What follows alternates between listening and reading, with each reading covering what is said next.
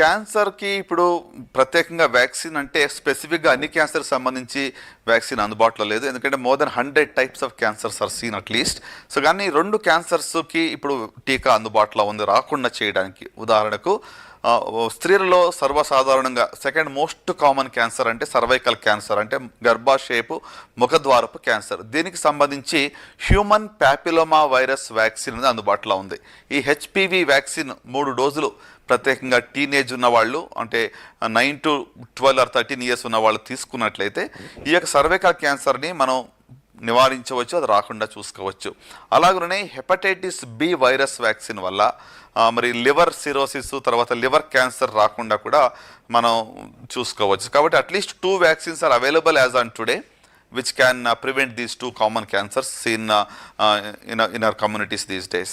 Cancer యొక్క కేర్లో మనం చూసినట్లయితే lot of advances have come అనమాట. చాలా ఆధునీకరణ జరిగింది. ప్రత్యేకంగా మీరు చూసినట్టయితే క్యాన్సర్ యొక్క శస్త్రచికిత్స ఇది వరకు ఓపెన్ సర్జరీస్ చేసేవాళ్ళం, పైనుంచి కింద వరకు కూడా అబ్డమెన్ ఓపెన్ చేసేవాళ్ళం, చెస్ట్ వాల్ ఓపెన్ చేసేవాళ్ళం.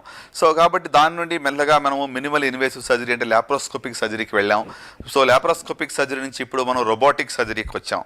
అంటే తక్కువ కోతతో మరి most efficient and most advanced care, ఆంకాలజికల్ outcomes ఏమీ కాంప్రమైజ్ కాకుండా ఒక శ్రేష్టమైనటువంటి రిజల్ట్స్ ఇవ్వడానికి కూడా ఇప్పుడు ఆస్కారం ఉంది. So there is a lot of change, shifting paradigm అంటాం దీన్ని, from open surgery to laparoscopy, from laparoscopy to robotic surgery.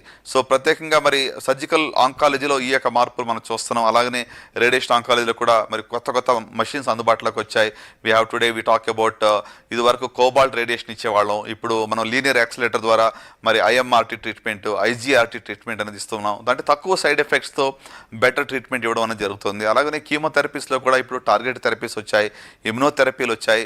So దీనివల్ల సైడ్ ఎఫెక్ట్స్ తక్కువ ఉంటూ పేషెంట్కి మంచి క్వాలిటీ ఆఫ్ లైఫ్ని మనం ఇవ్వడానికి వీలవుతుంది.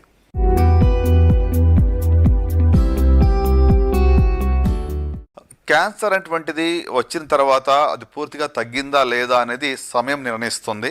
యూజువల్గా 5 years అనేటువంటిది ఫాలో అప్ టైం పెడతాం. సో తిరగబడేటువంటి అవకాశం అనేది ఎప్పుడు కూడా స్టేజ్ మీద ఆధారపడి ఉంటుంది. అందుకనే అర్లీ డయాగ్నోసిస్ అనేటువంటి చాలా ప్రాముఖ్యమైన మెసేజ్ నేను చెప్పేది. సో ముందశలో కనుగొంటే పూర్తిగా నయం చేయవచ్చు. ఒకవేళ జబ్బు 3వ స్టేజ్లో ఉందనుకోనండి, తిరగబడే అవకాశం ఎక్కువగా ఉంటుంది.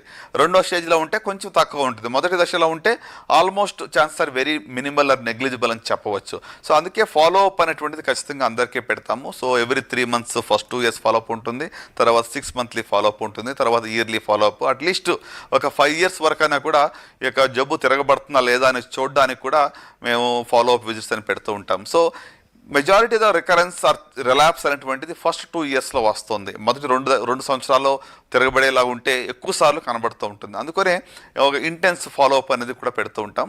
అగైన్ ఇందాక నేను చెప్పిన రీతిగా ఏ దశలో జబ్బును కనుగొంటాం అనేది ప్రాముఖ్యం. ముందశలో కనుగొంటే మరి కంప్లీట్గా దాన్ని జయించే అవకాశాలు చాలా ఎక్కువగా ఉంటాయి.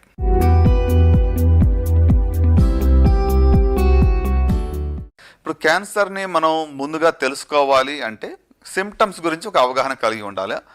సిమ్టమ్స్ కూడా ఏంటి, జబ్బు వచ్చిన తర్వాత సిమ్టమ్స్ వస్తాయి. So prevention is better than cure మనకు తెలుసు. కాబట్టి ప్రివెన్షన్ చేయాలి అనుకుంటే అసలు మన జీవనశైలినే మార్చుకుంటే ఈ సిమ్టమ్స్ దాకా మనం వెళ్ళం, ఇది రాకుండా చూసుకోవచ్చు.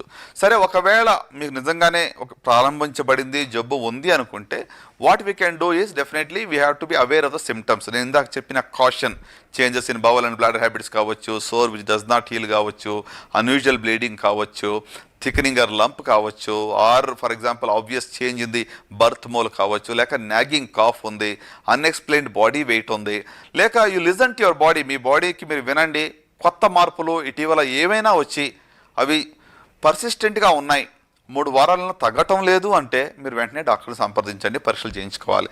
దాన్ని నెగ్లెక్ట్ చేస్తేనే స్టేజ్ ఇంకా హయ్యర్కి వెళ్ళే అవకాశాలు ఎక్కువ కనబడుతూ ఉంటాయి.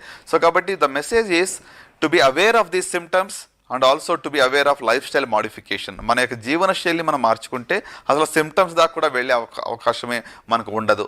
సో ఒకవేళ ఇంకొక ప్రివెన్షన్ లేక ఇంకా అర్లీగా డయాగ్నోస్ చేయాలంటే ఇందాక నేను చెప్పిన రీతిగా స్క్రీనింగ్ ఫర్ క్యాన్సర్ ముందశలో కనుగోవడానికి మనం స్క్రీనింగ్ చేయవచ్చు.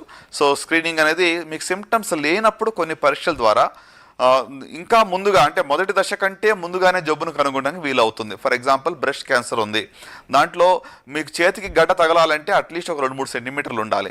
కానీ ఇక మ్యామోగ్రఫీ అనేటువంటి ఒక ఎక్స్రే ద్వారా 0.5 సెంటీమీటర్స్ చిన్న గడ్డ ప్రారంభమైనప్పుడు కూడా దాన్ని కనుగొనవచ్చు. అలాగనే సర్వైకల్ క్యాన్సర్కి ప్యాప్ స్మియర్ అనే సింపుల్ టెస్ట్ ఉంది. దాని ద్వారా మరి ఇక ప్రీ క్యాన్సరస్ లీజన్స్ అంటే క్యాన్సర్గా అవ్వక ముందే ఉన్నటువంటి స్టేజ్లో దాన్ని కనుగొనడానికి వీలు పడుతుంది. సో ఇట్లా for example oral cancers simple examination by A doctor is enough అనమాట. ఒకవేళ ప్రీ క్యాన్సర్స్ లీజన్స్ ఉన్నాయా, ఆల్రెడీ ఏమైనా లక్షణాలు ప్రారంభించబడ్డాయా అనేది కూడా మనం చూసినట్లయితే కనుగొనడానికి వీలవుతుంది. సో ఇట్లా కొన్ని ట్యూమర్ మార్కర్స్ కావచ్చు, ఫర్ ఎగ్జాంపుల్ కొలోనోస్కోపీ కానీ ఎండోస్కోపీ కానీ, prostate specific antigen for prostate cancer కావచ్చు. సో ఇవన్నీ కూడా మనం మరి ఏజ్కి తగ్గట్టుగా కొన్ని గైడ్ లైన్స్ ఉన్నాయి. దాని ప్రకారంగా కొన్ని టెస్టులు మనం చేసినట్లయితే after 40 years of life certainly it will help అనమాట. ముందుగా తెలుసుకోవడానికి కానీ తర్వాత మరి దాన్ని పూర్తిగా నయం చేయడానికి కూడా వీలవుతుంది.